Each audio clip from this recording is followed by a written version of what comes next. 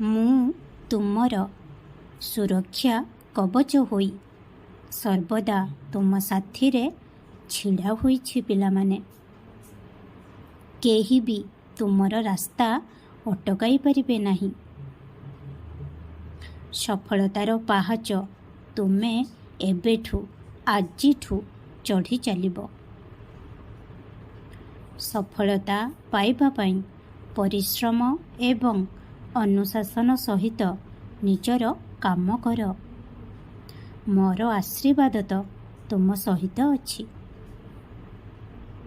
ତୁମ ଜୀବନରେ ଦୁଃଖ ଅଛି, ମୁଁ ଜାଣିଛି।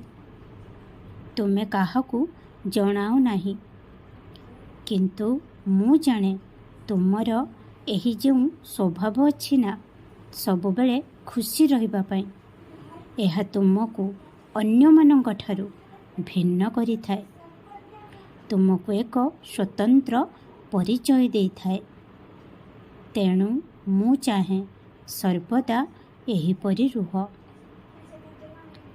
ମୁଁ ତୁମ ଜୀବନର ଦୁଃଖକୁ ଗୋଟିଏ ପରେ ଗୋଟିଏ ଦୂର କରିବି।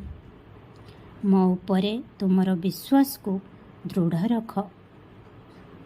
ତୁମର ସମସ୍ତ ଅଟକି ରହିଥିବା କାମ ଆଜିଠାରୁ ହୋଇ ଚାଲିବ। ମୁଁ ତୁମର ପ୍ରତ୍ୟେକ ପ୍ରାର୍ଥନା ସ୍ୱୀକାର କରିଛି। ସବୁ ହେବ, ଗୋଟିଏ ପରେ ଗୋଟିଏ ସବୁକିଛି ହୋଇଯିବ। ଯଦି ତୁମେ ହୃଦୟରୁ କିଛି ଚାହୁଁଛ, ତେବେ ତାହା ପାଇଁ ସାହସ ହରାଅ ନାହିଁ କି ଆଶା ଛାଡ଼ ନାହିଁ।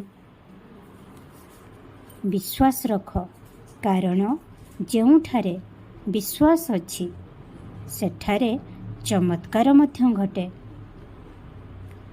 ଯଦିଓ ଏହା ସମୟ ନିଏ, କିନ୍ତୁ ତୁମର ଇଚ୍ଛା ନିଶ୍ଚିତ ଭାବରେ ପୂରଣ ହୁଏ।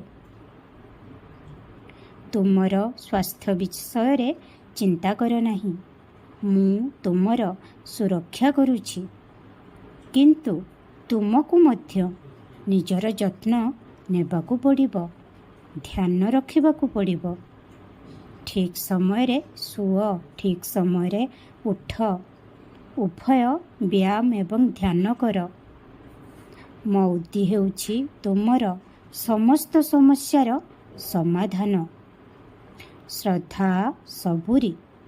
ଓମ୍ ସାଇରାମ, ଜୟ ସାଇରାମ।